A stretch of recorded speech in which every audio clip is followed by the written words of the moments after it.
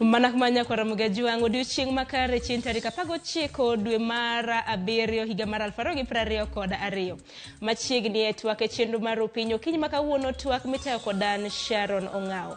Ndalo odong' mana 20 kende to oganda mapacho ka wadhi e debe chien tarik 9 dwe mar aboro higa mar 2022. Kisera mag ombulu pod dhi nyime e kor gwenge mopogore opogore. Lemo mar tend piny Kenya, governors, senators, kombe mag alensi, kombe mag od bura e counties mopogore opogore. Kisera mag ombulu pod dhi nyime. Weche mathoth bende osebedo kotimore e lemo mar siasa. Odiochieng' manyoro nwaneno kanyo Mike Mbuvi Sonko mana en governor e county ma Nairobi. Ka bende nodok kendo e doho maduong' mogik mano mar Supreme Court. Ka bende pod odhi chwalo dwaro mare, odhi chwalo kwayo mare mar mondo mi ong'i buche. Bende odiochieng' manyoro bende nwaneno kanyo koro kwayo ne doho mar EACJ. Duto te weche mag siasa Bahati ochomo kanye bende bro yie wene Anthony Oluoch. Magi duto te wadwaro ng'io kaluwore gi bende nengo mar mogo kapo nono ne dhi lwar kata oyo. Odiochieng' manyoro bende nwaneno ka jachung' malaro lemo mar governor e county ma Siaya James Orengo kanyakla gi jalupne William Oduol bende nochiwo manifesto margi ma bende gintiere godo ne jodak e county ma Siaya. Magi duto te nyaka Ramogi juang' kaluwore gi in. Chal mar siasa piny Kenya ochomo kanye? Parni namba mar SMS 236 mbui mar Facebook kaka pile iyudo wa achiel kachiel mano Ramogi TV. An bende nyalo tudri koda e mbui maga duto te iyuda @Sharon Ong'aw. Okinyi makawuono kan kenda mar chwalo twak makama. Antiere gi welo ariyo ma bende antiere go e studio mar Wabure Nairobi. Ka mokwongo antiere gi Meshak Odede ma bende en janon siasa. Odede rwakini machiegni e twak. Erokamano Sharon. Kopogre gi Meshak Odede nyaka Ramogi juang' bende antiere gi Chris Budo ma bende en jakom mar UDM e county ma Siaya. Chris Budo mogo kochakore odiochieng' mawuok tich mabiro kuom bei mar $100. Aparo ni ma en konyruok maduong' ne oganda mar piny Kenya nikech ji nyo winjo matek Sharon. Jomoko nyo nikech iwacho statistically ni e Kenya pod wang'eny gi ji modak below $1 nyiso ni nitie jok ma survive gi $100 kata pesa ma bed mang'eny ne $100 koro ka ng'eny anya to $150 nikech dola ringo ga between $90 nyaka $150 kodhi ahinya ma bende ok thor chope $150 koro ka oganda mang'eny ma jo Kenya pod odak below $1 nyiso ni ji nyo winjo matek ma ne ok ginyal nikech mano nyiso ni $1 bech mogo no ingo $1 to mogo kinyal chamo kende pod chuno ni nyaka many alodi moro pod chuno ni nyaka many mo to gik moko bech gi no dhi malo. So an aparo ni nyo en gima no sirikal otimo maber kabisa mondo mi gidonjie kata kane en agrimiti manade mane gidonje gi joreg moko gi joma nyalo konyo jo Kenya ne en gima ber omiyo okane ka onengo siasa obede ahinya nikech ma en gima timore kinde ka kinde. Inyalo paro 2017 ne wan gi wach mogo ni mane okele maize from Mexico chien kacha bende wan kodgi kamano.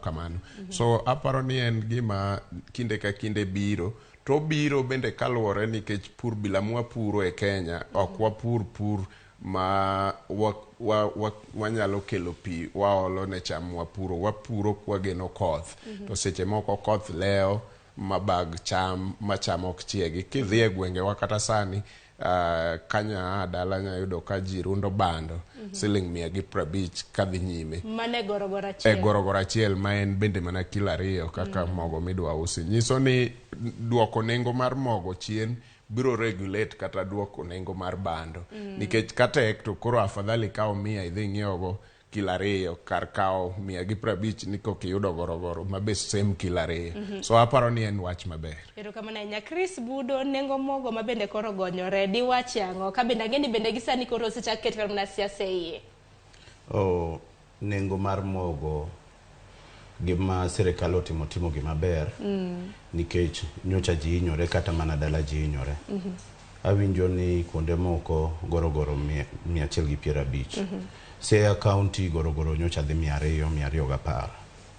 to gima sirikal otimo mar duoko nengo chien mano dhi konyo jogo manitie kod food insecurity. To ok wadwa mano kende, mano waluongo knee-jerk reaction. Sirikal nyaka tem mondo yudi kaka wanyatimo gimoro ma is sustainable in the long run. Nikech ma seche moko itime gi subsidy. Matiende ni pesa monego bed ni keto yore moko mag maendeleo wachiwo mondo wane ka wanyalo duoko bei piny.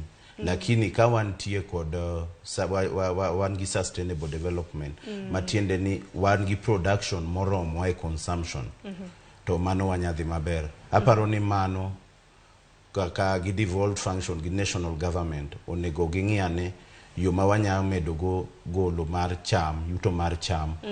To mano ok nyal bet mana kende ka watiyo kod ni warito koth. Nyaka wayud yor moro ma watimo gima kizungu luongo ni irrigation, ma waolo pi ne cham mondo cham obed mang'eny. Wach matek ahinya ni sani jopiny namba achiel ok pidh bando kaka dwarore. Kuonde mani pidhe bando sani ok gipidh kaka dwarore kaluwore gi oro koso nang'o? Namba achiel nitie oro, nitie gik maluongo climate change will affect production. Lakini gima hinyowa kabisa Kenya ka en mibadhi.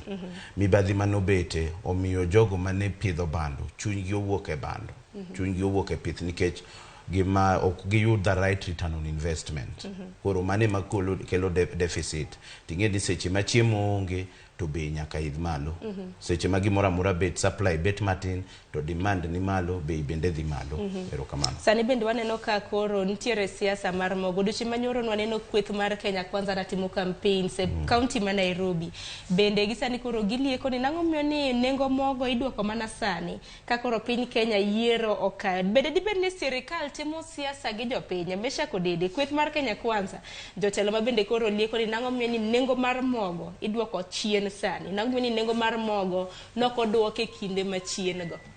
Sharon, adieri mantie to en ni Kenya Kwanza timo siasa gi wach mogo. Nikech kanyo nengo mar mogo ni malo, nyo gigo koko ka giwacho ni une sirikal wan oko duokuru bech mogo piny.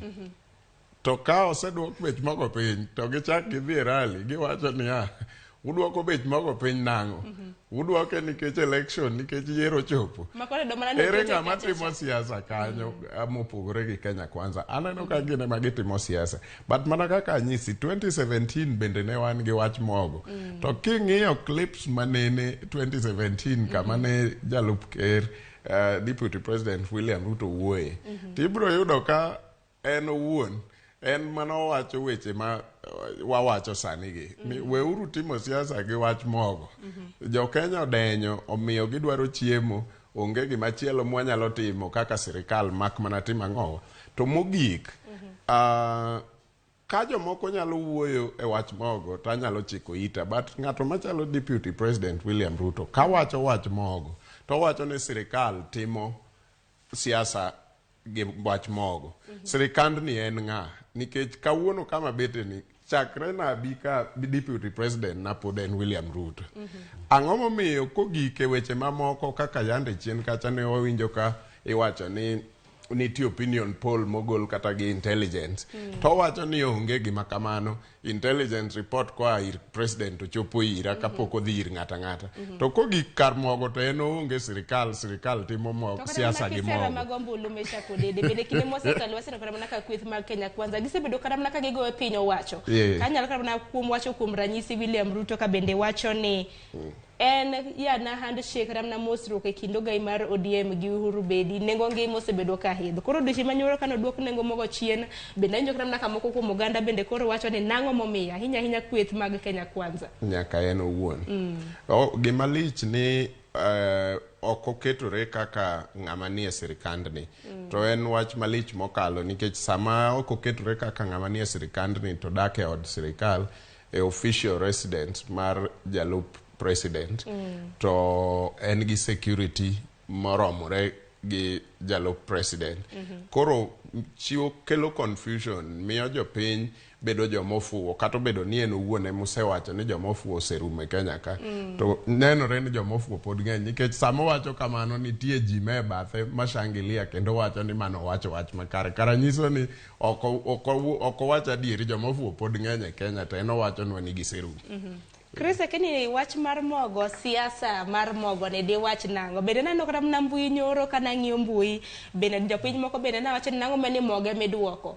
Wach kata mna mar mo nango menoko duoki. To bende piny owacho par ni dwe ni nego bedni oganda mapacho kana chulo lita achiel nego mar siling 200 gi wiye. Ma bende piny owacho no chulo subsidy mar siling 50 kod adek ewi lita ka lita. Emomene gi sani koro wanyiewo lita achiel mar petrol nego mar siling 160. Akeni Chris Budo, siasa mar mogo ne di wach nango kaluwore gi pachi.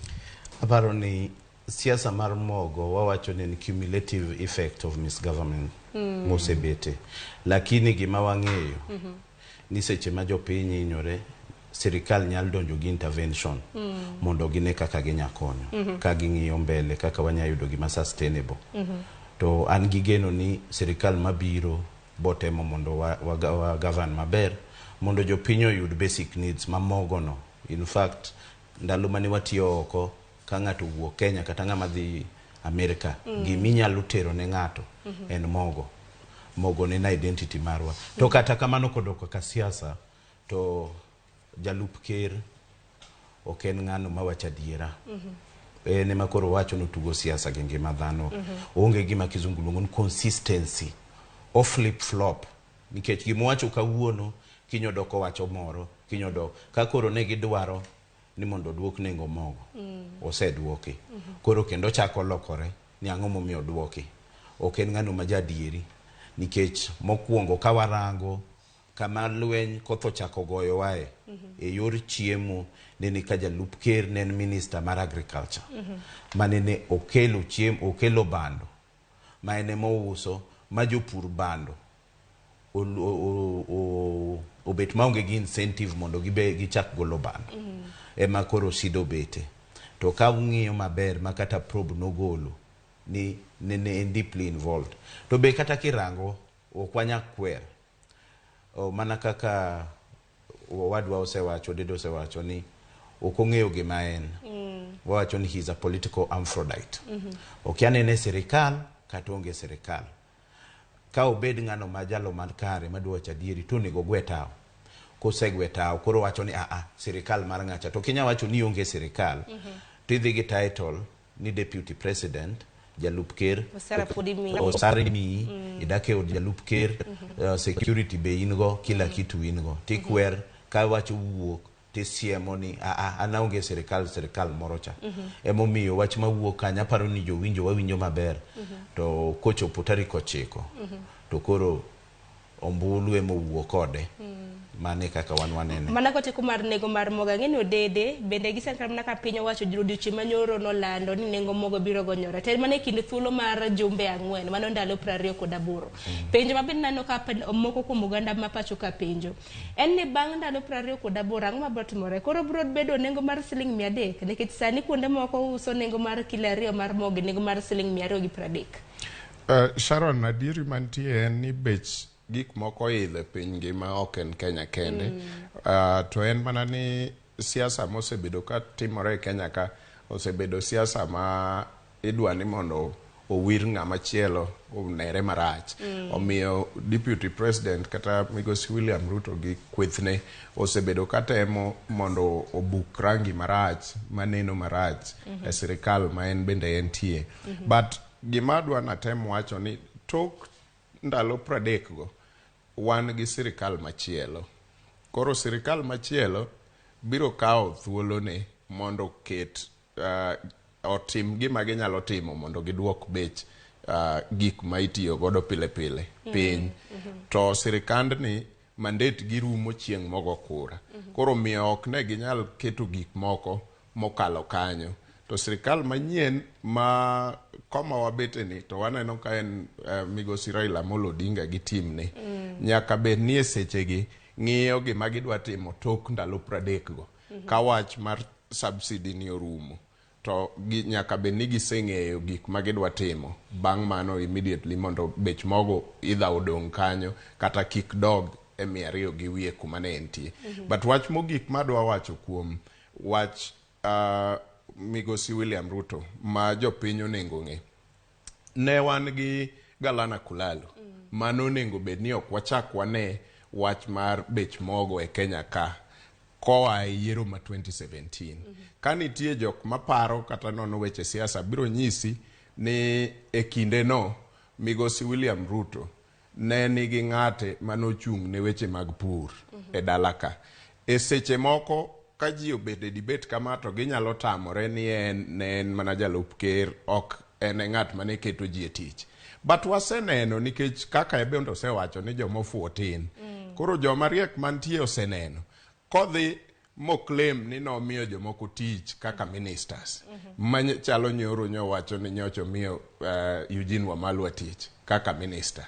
Mano nyisa ka ng'ama riek ni kare William Ruto nopogo sirikal e diere go Uhuru Kenyatta. To Uhuru Kenyatta bende osewacho ni sirikal nopogo gi William Ruto mano miye ministries moko. Nyiso ni agriculture ne ni e docket mar William Ruto. To seche go ema ne wane gi 1 million acres mar Galana Kulalu. Mano nengo bed ni koa kanyo to higa ka higa pur ne timore, irrigation ne timore, ne wakayo bando kanyo mang'eny mag sirikal kendo nitero ne Millers. Omiyo ne ok wachak wabede situation ma wantie sani ka William Ruto ne en jatelo adieri kendo believe ni Kenya onego sud mbele. To nikech wan ka to Galana Kulalu wach ne ok wach kendo. Nyiso ni ok en ng'at mwanyalo chiko itwa e mbakane ma chikyo. Manak manya kora magajwang parni kaponi neno nengo makamano mar mogo ibiro duok nus e nengo masani makoro nyiso ni mogo mar gund kilo 50 ibiro use nengo mar siling 2,250 kilo apar ibiro use nengo mar siling 440 kilo mano mar 5 kg mano kilo 5 ibiro usi e nengo mar siling 250 kan mana kaka nene TV ni kanyo kila chiel kapono no ni ibiro duok nengo makamago piny ibiro usi e nengo mar siling 100 kilo 2 ibiro usi man kaka ineno kanye nengo mar siling 100 nyakwa Ramogi Juang kilo 1 ibiro usi e nengo mar siling 50 kod 2 ka kilo 5 ibiro usi e nengo mar siling 250 gunia mar kilo 50 ibiro usi e nengo mar siling 2,150 kopogore gi manya kora mga Juang bende gunde mamoko mag bando mana kaka ne TV ni kanyo bende gunda kilo mano kilo 1 bende neno kanyo iuse nengo mar siling 100 kilo 2,190 kod 7 kilo 5 ibiro usi e nengo mar siling 510 kod 5 mano mago gin nengo ma bende piny owacho bende koro nosingo ne oganda mapacho kadi kaponi gigonyore en nengo ma bende biro ringo e kinde thuolo mar ndalo 20 kod 8 gunia kanyo ineno mar kilo 90 ibiro usi e kinde nengo mar siling 5,800 nyaka siling 6,000 mano en gonyruok makare. Kata mana kopogore gi siasa maluoro weche mag gunia ng'eni koro sani koro bando ng'wenyo kuon biro bedo mayot sosa ibiro miwe magawa kata koro kwadhi to koro wacho ni wadwaro sosa koro wasededo ka nengo gonyore nyaka gimiwa sosa donge kopogore gi mano bende adwaro mar mondo mi wadhi wach machielo mano maluoro mane en gavana machon e county ma Nairobi bende bed ni sani koro Sonko neno mudho odiochieng' manyoro nwaneno duol mochung' ne weche mag yiero IEBC bende koro nogole e listi mag jochung' nwaneno ka nochiw ne oboke mar dhi chung' IEBC odiochieng' manyoro bende nochako mae Sonko bende odiochieng' manyoro nooro kwayo mare e doho mano mar Supreme mar mondo michak winj buche. Chris Budo wach Sonko ne kinene kikete ratil di wach nang. Aparo ni siasa mar Sonko dhi karumo. To ok mano kende en siasa mar mibadhi kod luoro chik mwaluongo ni the rule of law. Gima ng'eyo ni osetieko avenues gete ma ose exhaust ma kata kopo ni odhi kocha kata by the time that decision will be made to we shall have gone boyudo ka wasechopo mnyime ma ok onyal kendo chung. To gima wawacho en ni wadwaro governance manigi integrity. To mano betie ka nyaka wa respect the rule of law, chik ma koto osegolo ayanga. Koro kar Sonko ananeno korumo, to kata gima tama kaka wan jomosomo political science ni kod gimibadhi gi yore te ma wawinjo ni Sonko timo kod kako timore, ni jopiny pod chung' kendo gone kura. Waneno ni koto timo makare, to IEBC bo timo makare. Gombo mara, lamo mara kaka Chris Budo, ni kata kodhi e kot makocha, to kot makocha bonego tame. Mano mar ESJ. Mane kaka nene. To bende it will take time. Mana kaka mar Martha Karua bende no okawo time poko bedo yo kata naka thuolo malach naneno ka Martha Karua doho mar ESJ bende nochiwo ne mar mondo mi omiyo omenda maromo siling milion 2.7, which is my nominal value. Koro wan wagombo chunya wuon kaka ngano jalo madwaro integrity e governance, ni doho timo maber kuom geng'one, kendo lamo matek kabisa mondo doho machielo cha be otem mondo temo dine, nikech ok wanyal bet gi politics of shenanigans. Wadwaro politics of service delivery to the people. Wadwaro politics of integrity. Manegi ma wadwaro. Mesha kudede wach Sonko ni. Ahinya sani mabende koro IEBC bende pod dhi nyime gi chapo otese mag luto ombulu. Okang' mogik mag otese makamago nego bed ni chopo e pachoka chieng' tarik 29. Kawuono en chieng' tarik 19. Makoro nyiso ni ndalo dong' mana par kende mag mondo mi okang' mogik mag otese mag luto ombulu, mago ballot papers ochopo e pachoka.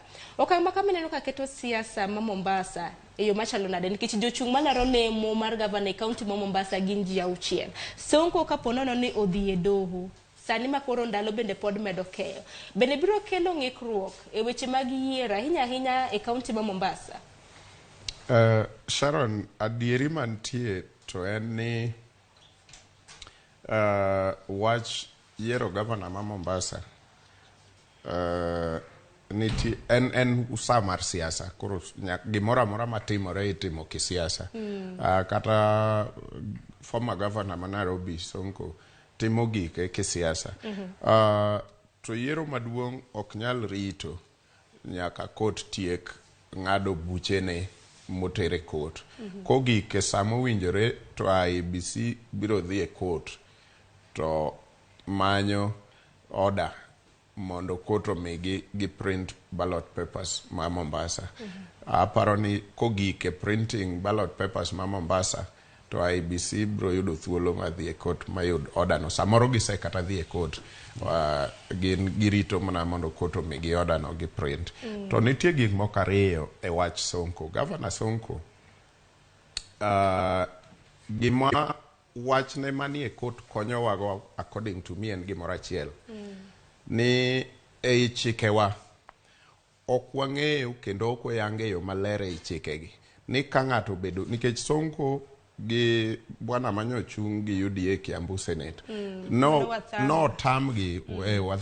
tamgi nikech ne gibedo impeached gi county assembly. To gima sheria koro oket ayanga maler en ni kibedo impeached to kinichaki chung' kendo nyaka chieng' itho. Koso iti karango ma kore wacha ni koro wach impeachment ni no rumo koro ibro duogo, nikech gini koro border human rights bend. Your right to political office.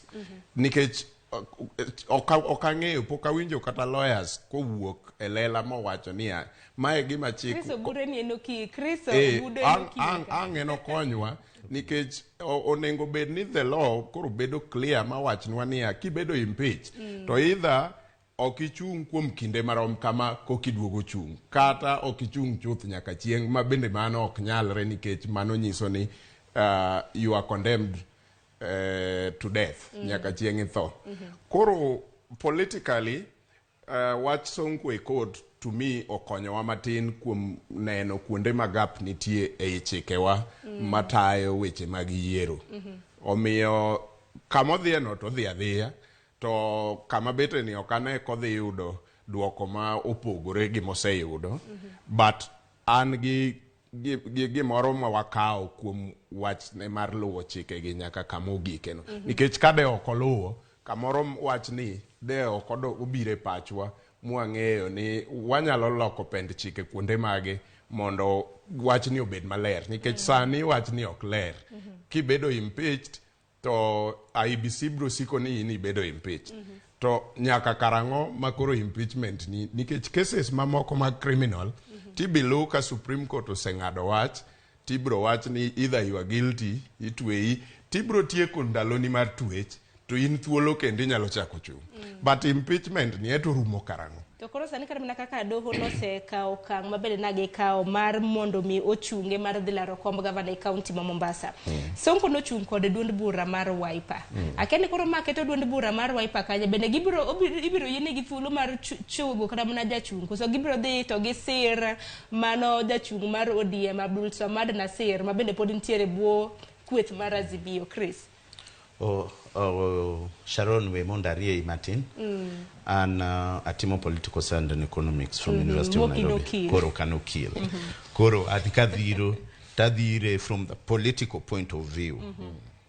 Ma ange maneno mapacha eneni chapter 6 on integrity must not only be seen to be adhered to. Nyaka waneni chapter 6 no waluore ng'ata mose mien chilo gi mibadhi moketho ratiro mag jopiny nikech kwalo pesa jopiny kata tiyo marach gi ofis miyo jopiny bet gi tabu mang'eny. In fact pesa go miyo emomiyo yudo ka ji tho nikech ok nya yudo chieth, ji ok nya yudo tich gi gik makamago. Koro gi pacha wuon ananeno ni Sonko bodhi adhiya to set precedents, legal precedents. But also one kaka jo Kenya nyaka wawach ni we do not want ok wadwar jogo molil e gima kizungu luongo ni our body politic.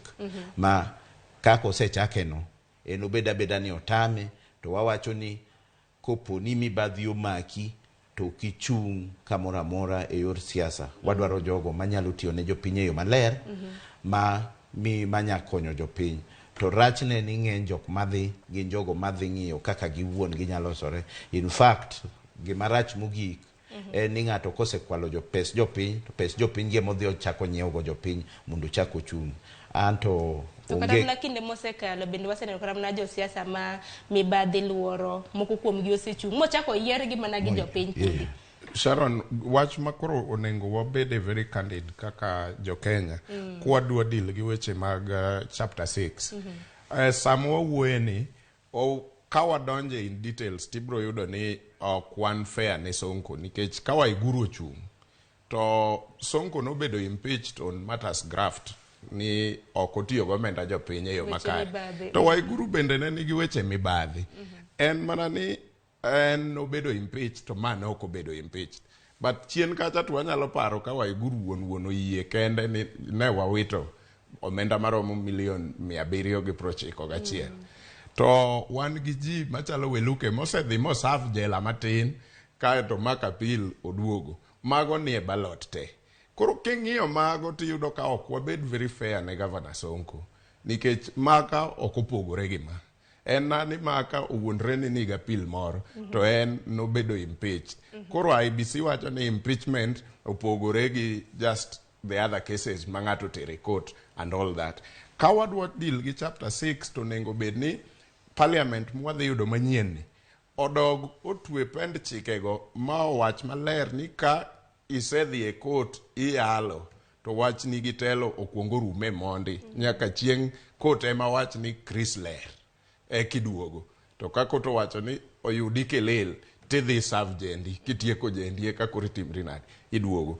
To ka ok wagik kanyo to pod wabro dong' gi so many people molil to achiel kata ariyo to waketo oko to ok nere ka gima koro en ratiro nikech kawan gi parliament kata governors mwadhigo sani mang'eny gi nigi graft koni gi kocha to waumo wang'wane mago wang'iyo mato koro konere kaka ratiro kuom governor Sonko. Wan warit neno kata mana kaka bura ma kamano biro bedo parni nyaka Ramogi jwango duchi manyoro Sonko kendo nochako dok kendo e doho maduong' mogik mano Supreme kama bende koro nochwalo kendo bura mare mar mondo mi ochako winj kendo buche parni Sonko laro gavana e kaunti ma Mombasa ka bende duchi manyoro bende waneno duol mochung' ne weche mag IBC koro no mae kata mana okang' mar chunga kaka jachung' e kaunti ma Mombasa mago duto duto te luoro Sonko.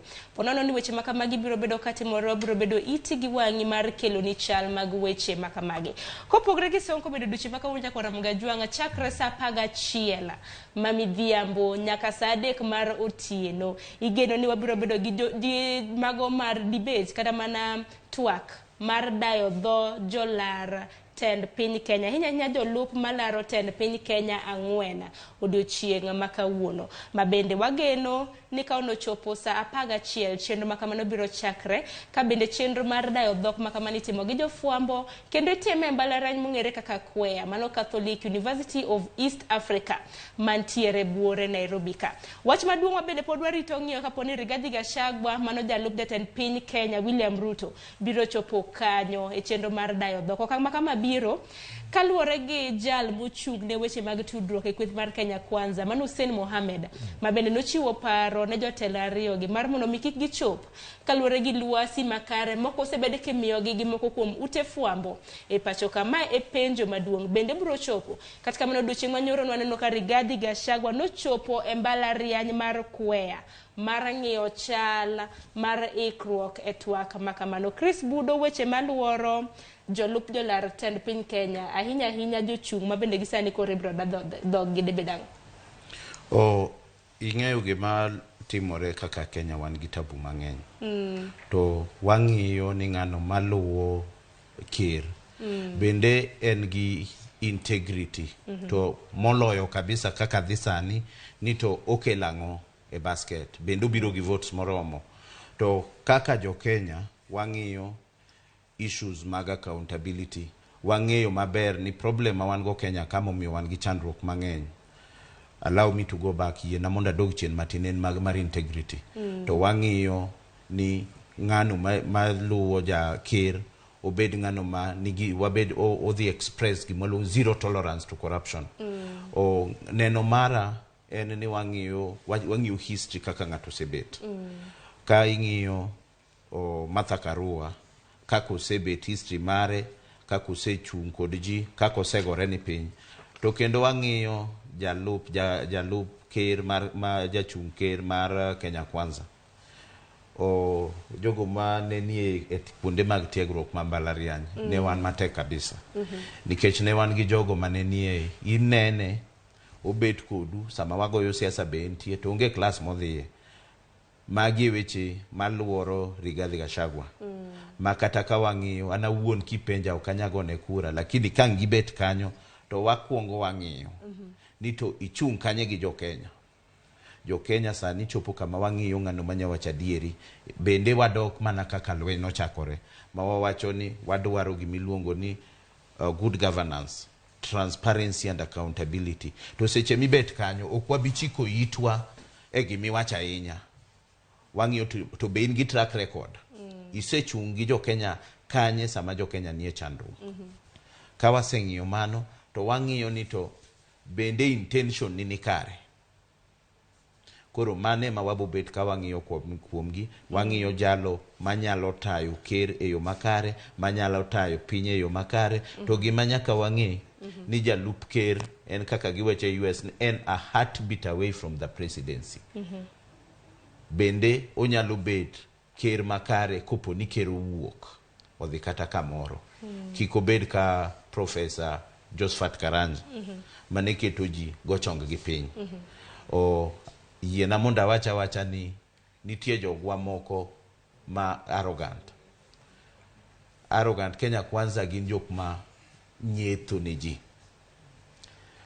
Jalup ker masani madwaro komno mar ker onyetho kendo pogo ganda kendo ng'en ga kwede. Onyetho to pogo ganda nade nikech kata mana kinyalo kata mana wacho onyetho nade. Konyetho iwinjo koyanyo ugai mar ODM. Jaduong' nyaka wamiluor. Owacho ni yule jamaa wa kitandawili. Si wale majamaa. To kise chako nyetho tikoni wale kaka wan nyikwa Ramogi. Oluongo wani jobakite gi jongo wale watu wa kung'oa reli. Waboloyogi. To gimokia ni wang'iyo gik manowacho ka gidonje serikal.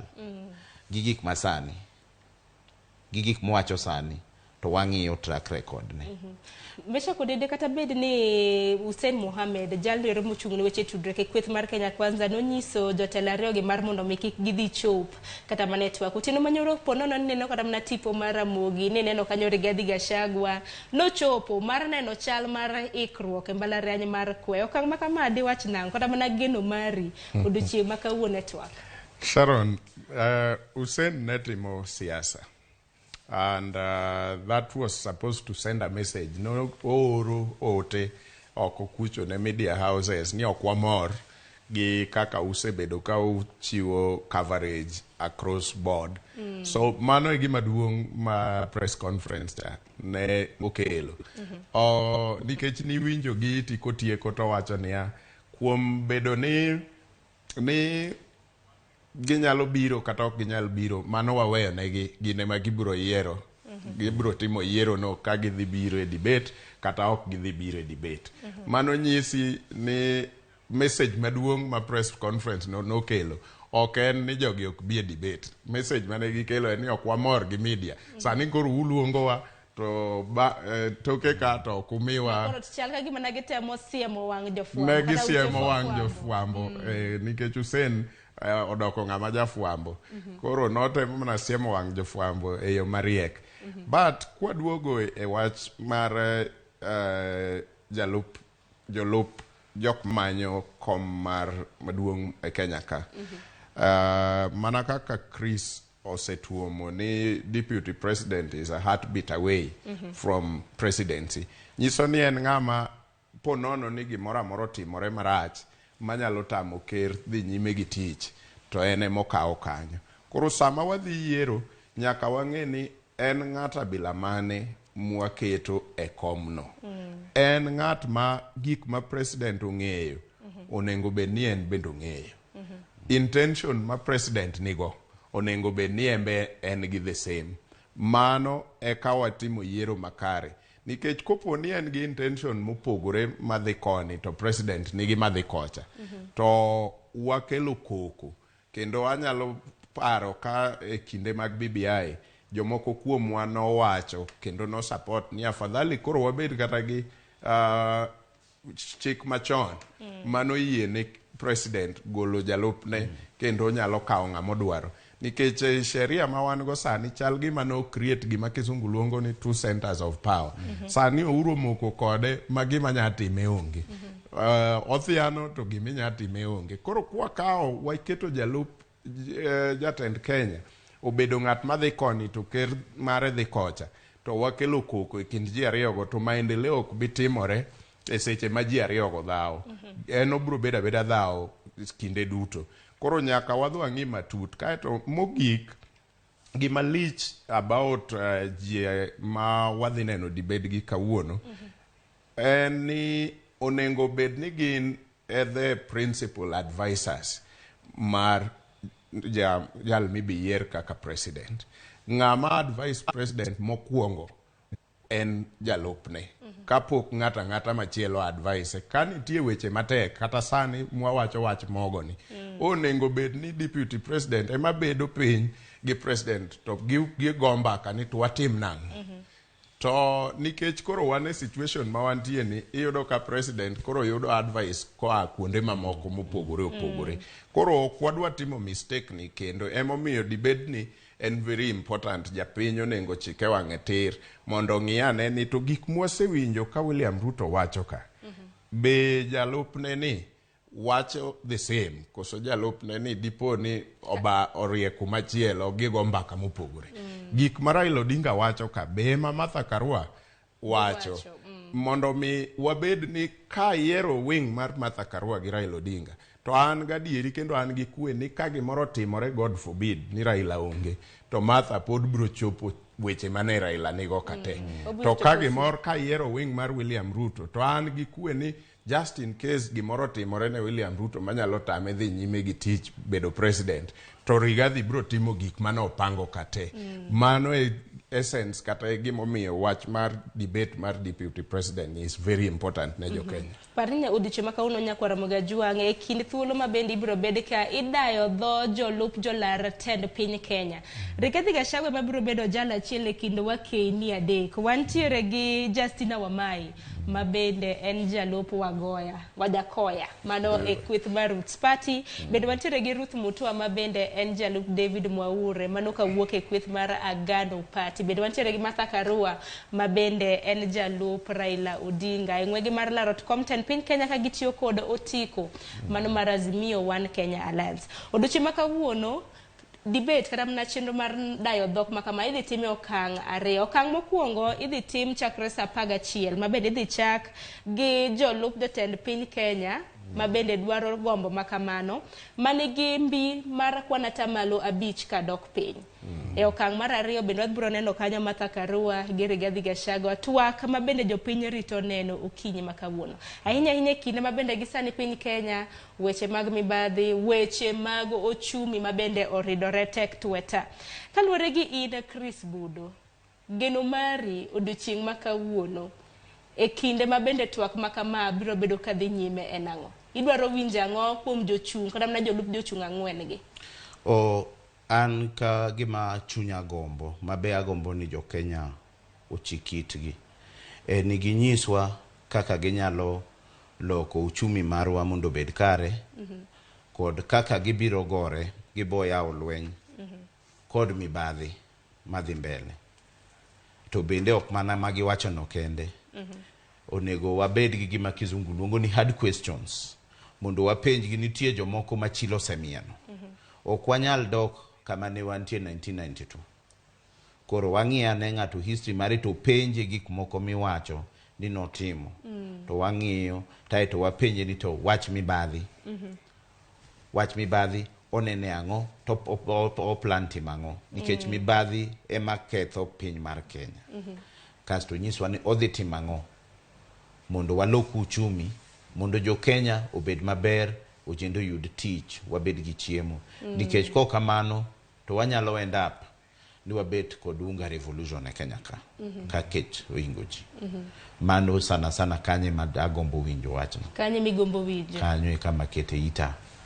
Corruption, zero tolerance. And we look at your history. Wabong'eyo nin kanye ka seche mane ji goyo lweny. To koso ibe chilo moro semieni. Mago gik manyaka wang'e kawuono e twak makawuono. Mesha kode geno mari twak makawuono na ng'o ma digombo winjo odiochieng' makawuono, penjo mage ma diwinji ka digombo nikech ang'eni odiochieng' makawuono bende jopiny bende ibiro mi thuolo mar penjo kacha. Ang'o ma digombo winjo geno mari kaluwore gi twak makama? Wach maduong' ma ang'iyo e twak makawuono e kind ji ariyo motelo, Mikai Martha Karua to gi Migosi Rigathi, en gimoro achiel. En kaka gi understand manifesto mag coalitions magintiego. Nikech mana kaka wacho chien kacha. Ma kaka an ng'at manie Azimio, adhi gone Raila Odinga ombulu, to e tikedno en tiere gi Martha Karua. Geno na en ni ka gimoro obet matek, to be Martha Karua nigi understanding mar Azimio manifesto machal gi mar Raila Odinga, mako bedo piny to an gi kue ni onyalo advise Raila Odinga ni kuom wach ni watim kama e Babacare, watim kama mondo wa achieve. E weche mag corruption watim kama mondo wa achieve zero tolerance. Gimachielo ma manifesto wacho ni watim kama. So agombo winjo the deep understanding mar Martha Karua e Azimio manifesto. Kase yudo mano to an gi kue ni kare Raila nigi a very good advisor. Adwa gombo winjo mar Rigathi bende manifesto mar Kenya Kwanza. Makopo ni gibedo, God forbid, to anyalo bedo bende gi kue ni Karuto onge kata Karuto oyudo ochopo kama tek to Rigathi is a good advisor manyalo miyo Kenya dhi nyime. Sharon, wewa wach ne jopiny gimoro kae. Ok wadhi yiero ni manifesto mar ng'ato ber moingo machielo. Kech manifesto gi te chiegni dwa chalore. Moro nyalo mana yombo nyawadgi matin. Kata mana Wajakoya nigi manifesto ne manitiere bit moko matin e iye mabeyo. Although ni moko to are exaggerated. But nitie gik mabeyo e manifesto 4 ma wan gogo te. Gima ji dhi yiero en gima Chris Budo wacho kani. En believability mar jo Kenya kuomi. Kiwacho gimoro be itimoga. Mane gine ma chuno ji ni nyaka doge history. Ma wach ni ndalo ma kama Raila Odinga nonyiso wa gima kama notimore koso ne ok otimore. To yiero mwadhi en mana gima ji dhi time yiero en ni ng'ama nyalo believe. Ok ni manifesto mane maber moingo mane. Ji dhi mana yiero ng'ama nyalo believe. Ma kowachonu ni wadhi timo ma to itimo kendo timore. To gi ng'ama kowachonu wadhi timo ma to seche moko ok timre. Mane gima ji dhi yiere. To bende parni duto te wenge duto te bende kawuono kaka iwacho ni nitiere wang mano Martha Karua kanyakla gi mano Rigathi Gachagua odiochieng' kawuono duto te bende parni giwuok e masawa mar piny Kenya. E gazeti mar Daily Nation kiny makawuono no thuond wach mabende giketo kanyo Rigathi versus Martha Karua dhi bedo nade, twak makamano dhi bedo nade, ahinya gwenge makoro mag masawa mabende duto te koro kisera mag ombulu sibudo ka dhi nyime. En manyo mbulu mar Mount Kenya. Nikech jogi duto wuok kanyo. I think adek kuom gi wuok kono. Mana ng'ata achiel ema wuok e Cumberland. But gimalich ni nitiere, it is a rich vote region. Man gi kura manyalo romo 7 kata 8 koriw gi diaspora votes gi magin manoko. So kawuono ng'ama dhi wuok kanyo gi points mang'eny. Dhi kelo kura mang'eny e coalition ma entie. Kopo ni en Rigathi to dhi yudo kura mang'eny mag Mount Kenya go kadonje coalition ma entie. To ka en Martha to Azimio no yud kura mang'eny kowuok e Mount Kenya region. Ero kama na Kenya kwa Ramogi juanga intiere gi geno mane odiochieng' makawuono chenro mar dayo jolup jochunga e lemo mar ten piny Kenya pacho ka chenro bende biro chako saa 11 nyaka saa 3 midhiambo. Parni lines magwa mag ote machuok 2:600 inyalo nyisowa pachi. Facebook bende wantiere achiel kachiel. Gisani yedwa mar mondo mi wakayo matin kono duogi okang' mar 2 bende wang'e ni chal mar siasa Ruben Kigambe ochomo kanye bende obiro chopo e debe gima moko manifesto mar nyalore tim odiochieng' manyoro bende wang'e ni jachung' malaro governor lemo mar governor e county Vasia James Orego bende nochiwo manifesto mare duto te waduogo e okang' mar 2 kik idhi mabor.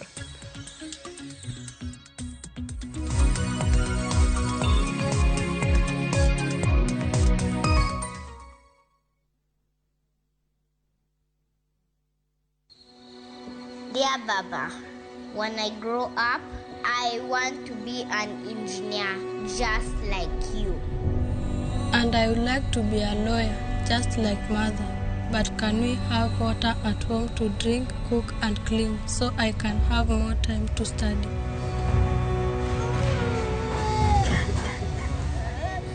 How can we offer a better healthcare system?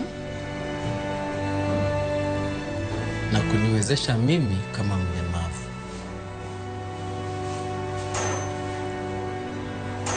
Mimi kama jua kali, wata recognize skill yangu aje? Mimi mfanyi biashara, naweza pata financial support, niongeze stock.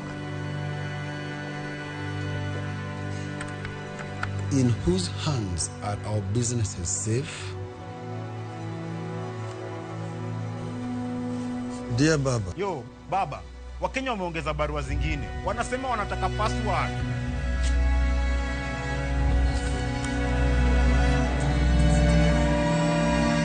Barua tumesisoma.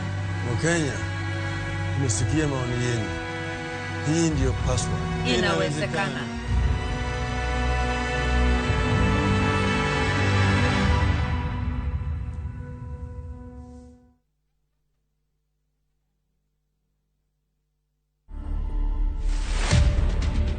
We are not here to take people's husbands. We are just here to make you guys comfortable, good, happy. If you don't want your husband to come here, wash his feet when he comes home, give him a massage when he comes home, and look pretty. Otherwise, he'll come here and we'll serve him, we'll pamper him, we'll groom him up. To watch this story and more, download the Citizen Digital app today. Kenya's #1 app, Citizen Digital.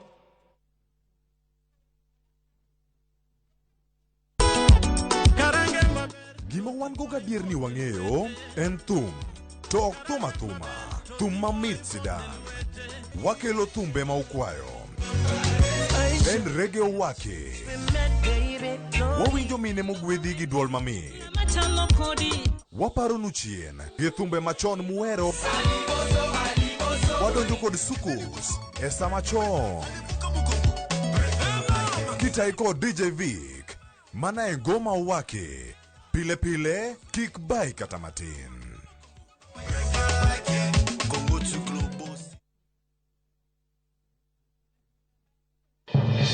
Generation inakuja ni sisi tunalidi nchi. Justina Wangui wa Mae, Roots Party of Kenya. Ukiitwa deputy itika. Martha Wangari Karua, Azimio la Umoja One Kenya Coalition Party. Tungetaka tuseme Wakenya wameamua. Rigathi Gachagua, UDA. We are coming to bring in change. Ruth Wambui Musheru, Agano Party. Battle of the Deputies. What would you like to ask your next deputy president? Send your questions on video to the WhatsApp number 0796 560 560. Keep your questions under 30 seconds. You can also text your questions to 22843. The Deputy Presidential Debate live on the 19th July 2022, 5 p.m. to 9 p.m.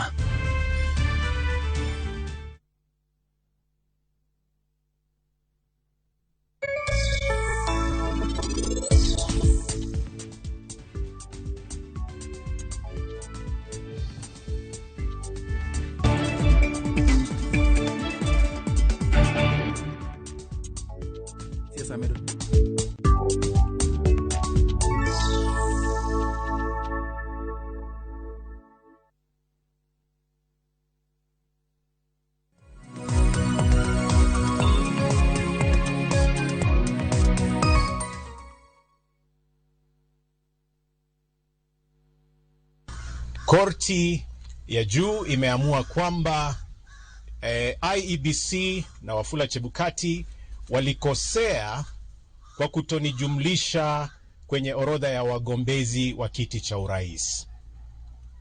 Kwangu ni ushindi wa watu wengi. Itakuwa ni makosa makubwa ikiwa IEBC haitaniweka kwenye ballot, kwa sababu inaweza kusababisha tena kurudiwa kwa uchaguzi, na hatutaki kurudiwa kwa uchaguzi. Kabisa. Sisi hatujali kama zile karatasi zimechapishwa au la.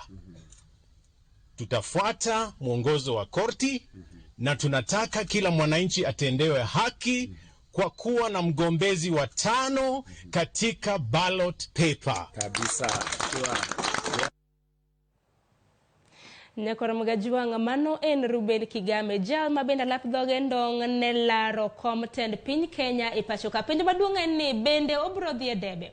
Okang' makamaka namna kaka iwinjo kotwak biro bang' doho ma pacho ka nochiwo thuolo kata namna nonyiso IEBC mar mondo mi ochiwne thuolo mano Ruben Kigame mar mondo mi odhi olar kom tend piny Kenya. Men kaluore ni doho bende nawacho ni chik ma bende kata IEBC noketo wang'e ni Kigame nitiere gi ng'ola mopogore opogore, ma bende koro chik ma bende IEBC noketo kaluore gi doho wacho ni noketo chik mager ahinya ne en kaluore ni entiere gi ng'ola. Akeni Chris kachako kodi wach Kigame wasejo kata mna kowuoyo kacha bende IEBC nyalo dhi kete debe? O kaluore kod ratiro kod kaka nasewacho ni rule of law, IEBC nyaka kete debe mondo waneni waluoro chik mowuok kuom doho. Mondo wanyis jopiny ni Kenya en piny ma oluoro chik mowuok kuom doho. Mar ariyo en ratiro kendo mano en loch kuom jogo modak kod ng'ol mang'eny. Nikech siasa ka ok onego wabed gi gimiluongo ni discrimination. Ni sama gineno ni ng'at gi mong'olno bende nigo opportunity nyalo chung' to gineno ni gin be gin jo Kenya. Koro gombo mara to be kaka nene en ni IEBC ok nyal lokore ni ok kete e ballot.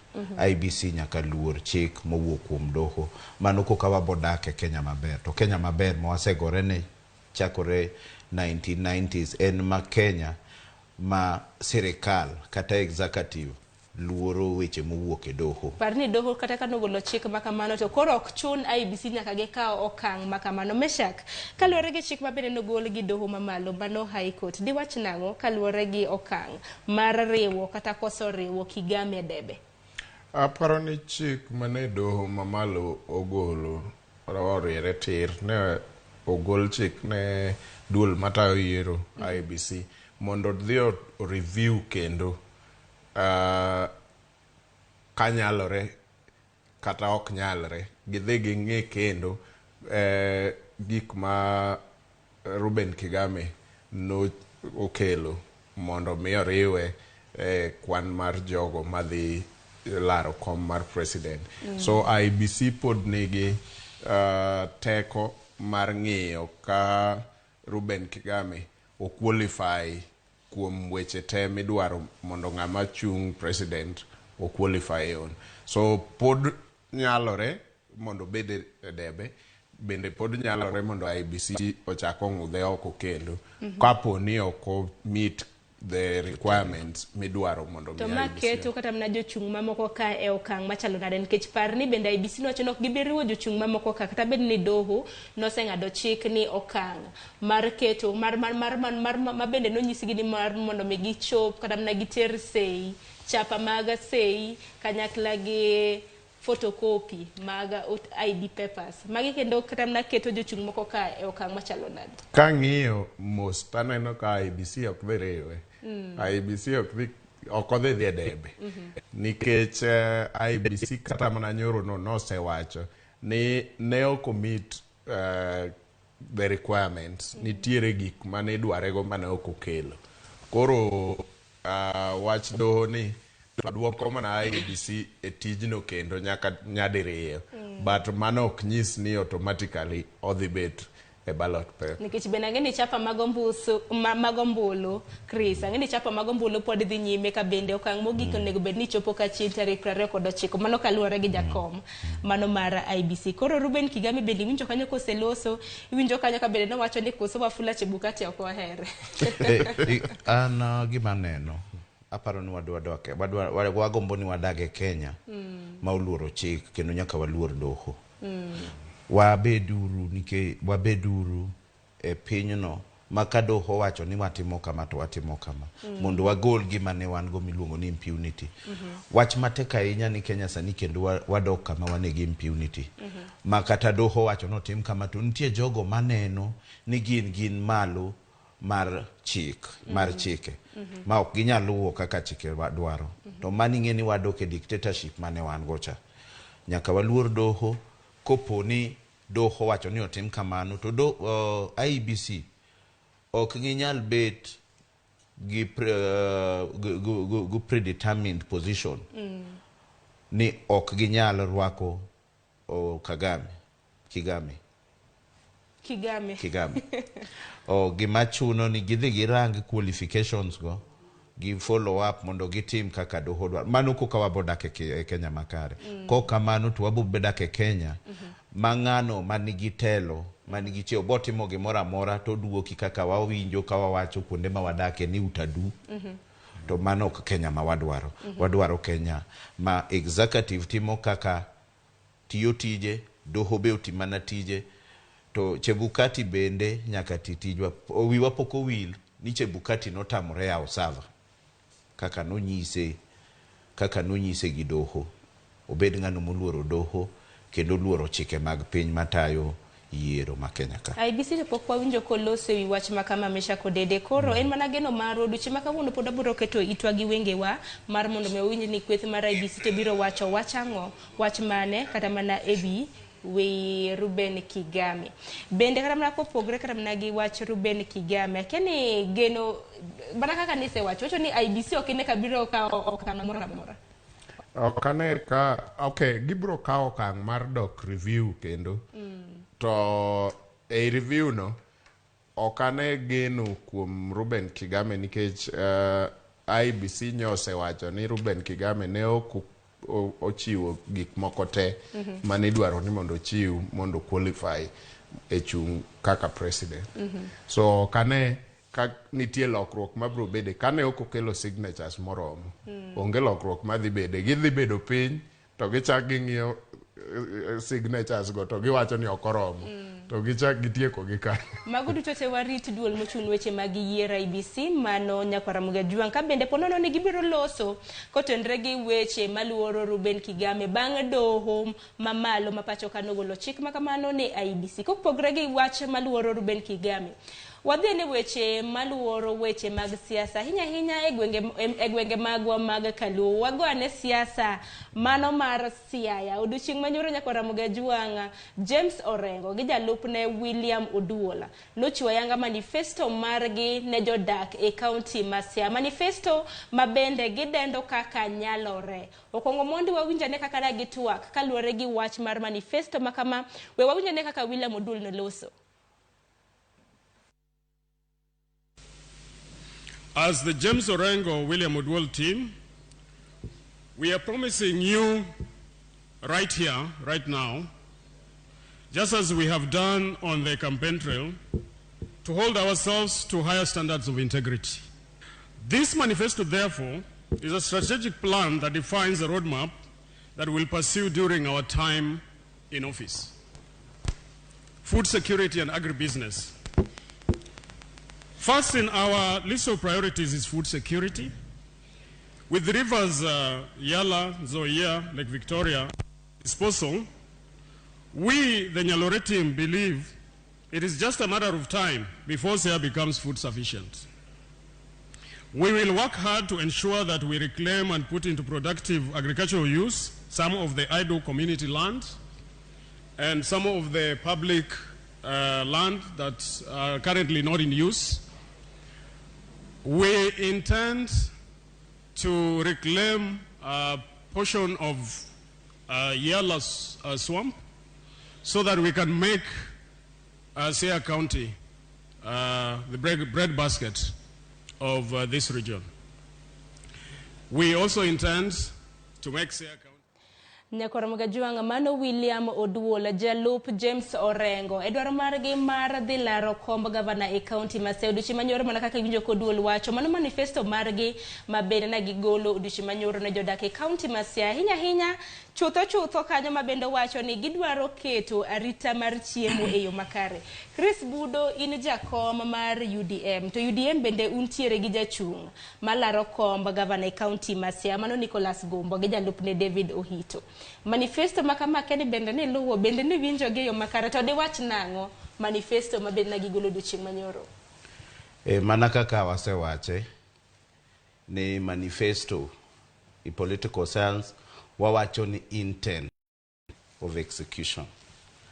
Mano gima ogombo ni koyudo kom to timo.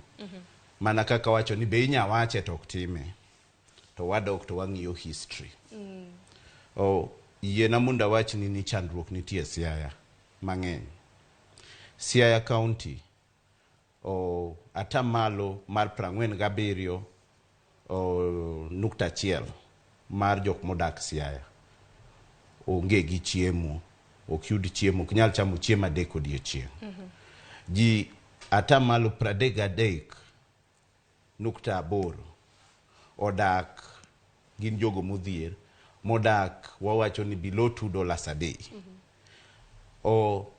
Siaya County wan gi ji 286,615 modak e dhier. To kendi dok e yudo ni Siaya County jok nitie nonro mosetim kaka wawacho ni wang'iyo history. Emomiyo jopiny sani statement go ok bi tero gi kamoro. Ing'iyo ni to ang'o misega timo. Siaya County en wan kod gimoluong ni potential mang'eny. Lakini tabu manitie motamowa dhi mbele en mibadhi. To kendo jo Siaya gimaber nwa ni nyo waneno.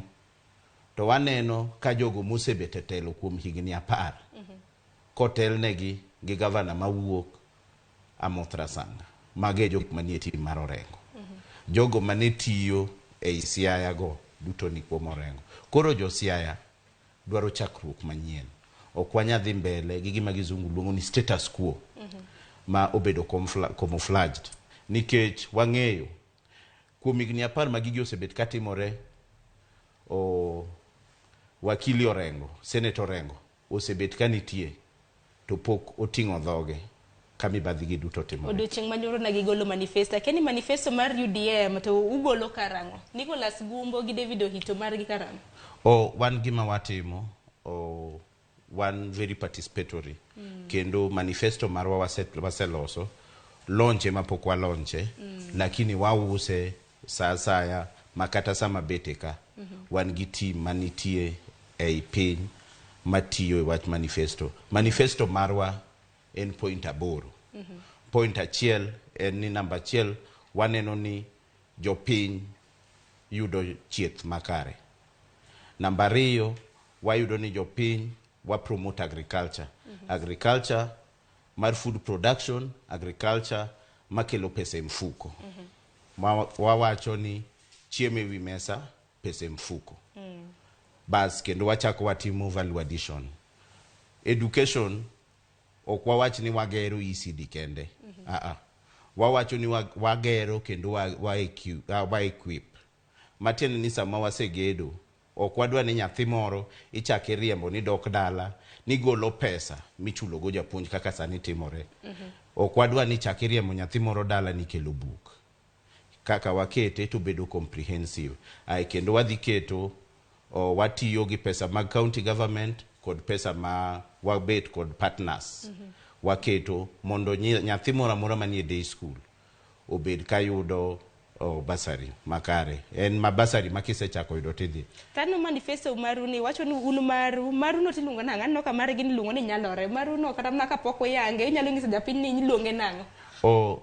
Marwa en chako manyien. Chako manyien. Koro maru chako manyien mar UDM to mar ODM mitayo gi James Orengo en nyalore. Mar James Orengo nwaneno ka en 9 point agenda chenro 9. Unu ntiere gi chenro 8. Duto te mag bende kata mana kiwacho weche mag chiemo.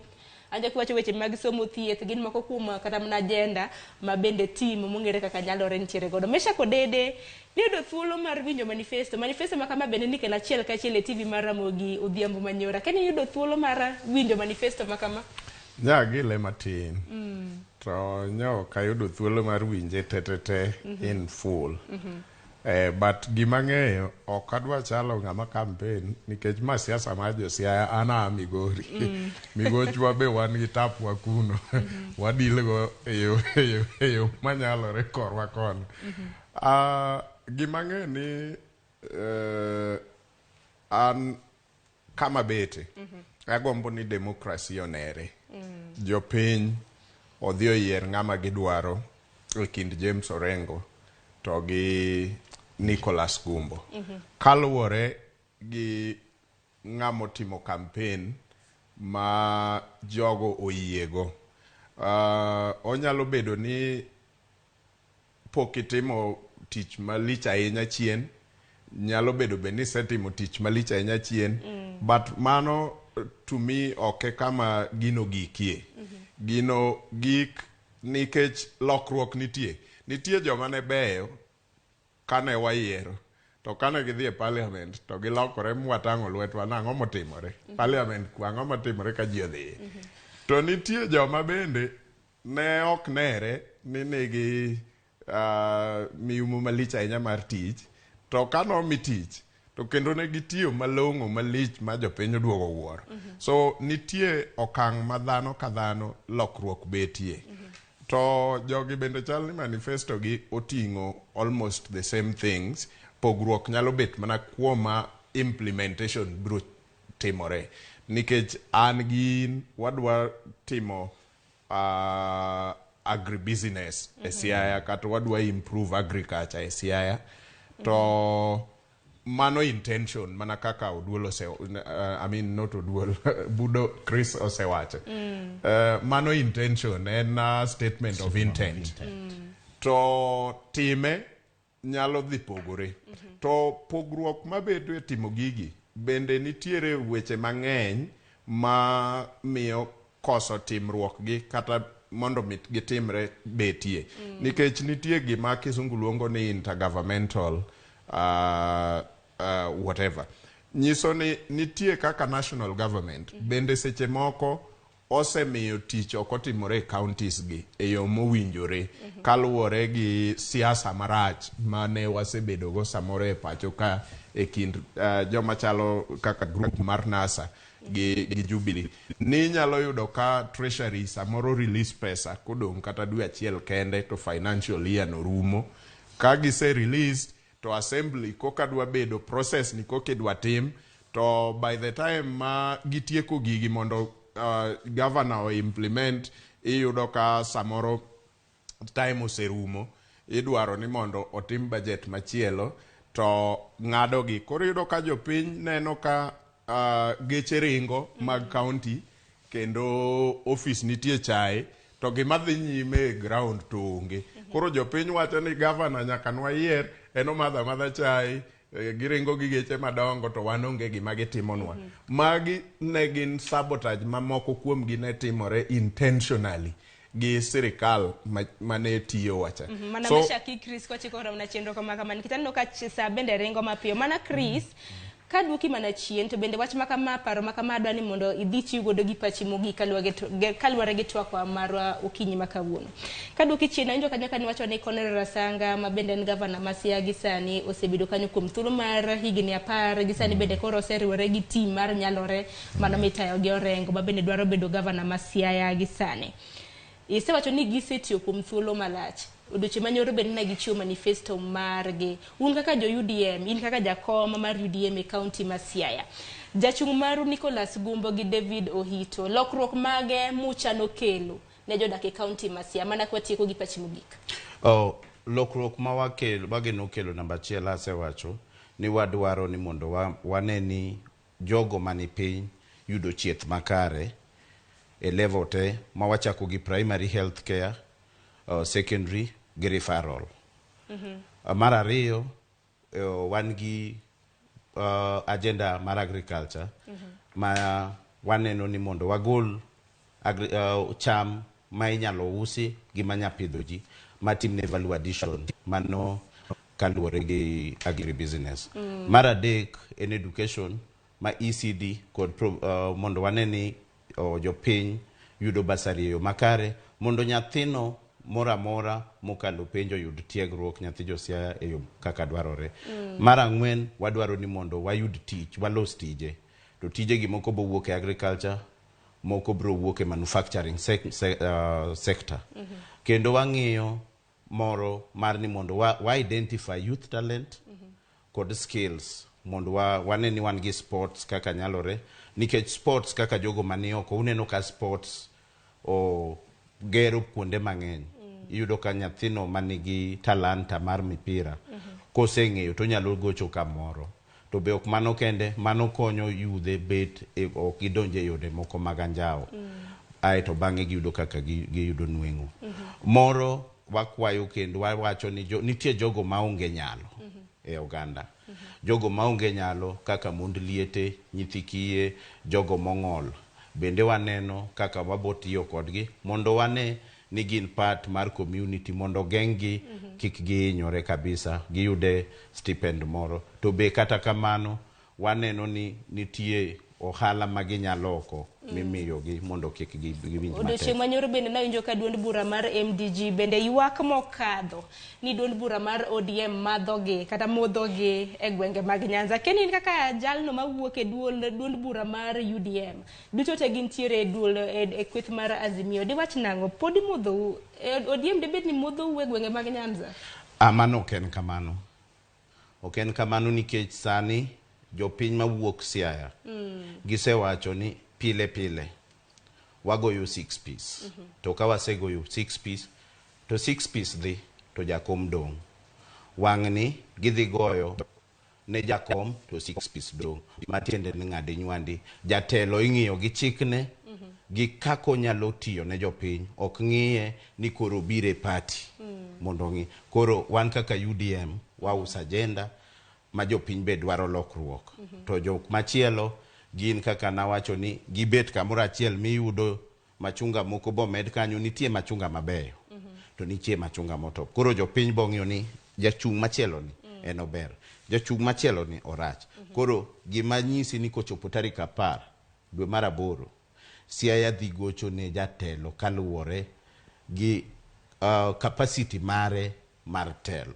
ok wabi gocho ne party erokamano ahinya Meshak sama yo wang'wa wach ni mogik ang'eno kiwuok e county ma Masai wuok e county ma Migori miseni semna wach ni mogik kaluwore gi chal mar wach na mogik kaluwore gi chal mar siasa ma Siaya ma Chris samoro ok binyisi ni all politics are local to kosebiro local to wang'iyo dhoudi to Siaya kacha aneno ka senator osewuok Bondo to president bende chal ni dhi wuok Bondo kaluwore gi kaka wanene to jomwalo kocha Ugunja Ugenya Ugunja Game Galego be neno ni gini ok digi ae nono hach koro gineno ni afadhali githatha ka jimni nikech ajim amwalo gi kono to malo koni senator oseaye ang'eni mano siasa man Siaya kata bedo ni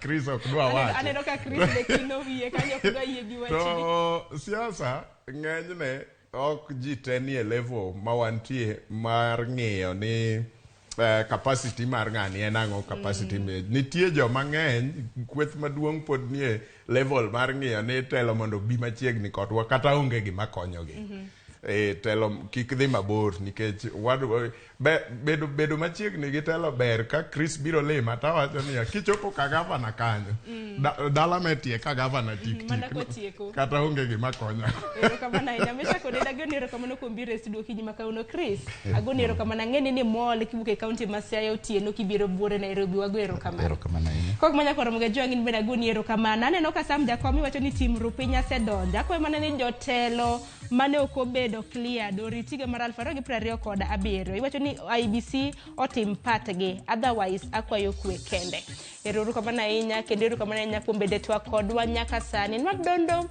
kata mana nwatimo mana nonro mar chal mar siasa ahinya seche ma bende koro yiero okayo ndalo 20 kende to wadhi e debe kokamano erokamano ahinya kuom ote magu en mana ni sa emomaya wang'a mabiro en chenro mabiro mar orako kik dhi mabor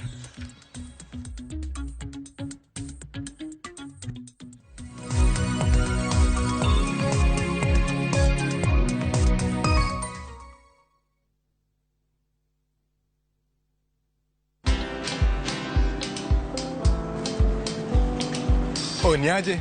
Ni kama unashangaa kwa nini naangalia simu with so much focus Usishangae sana. Nimekuwa ndani ya story kabisa. Ni kama ile hali ya juzi. Ni kama nilikuwa hapo iki happen. And when this new market was being opened, ni kama nilikuwa hapo tu.